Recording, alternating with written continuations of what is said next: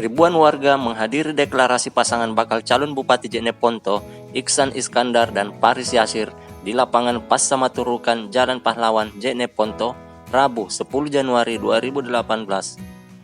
Deklarasi tersebut dimeriahkan oleh artis ibu kota dan artis lokal Makassar. Tampak sejumlah pengurus partai pengusung hadir dalam deklarasi tersebut.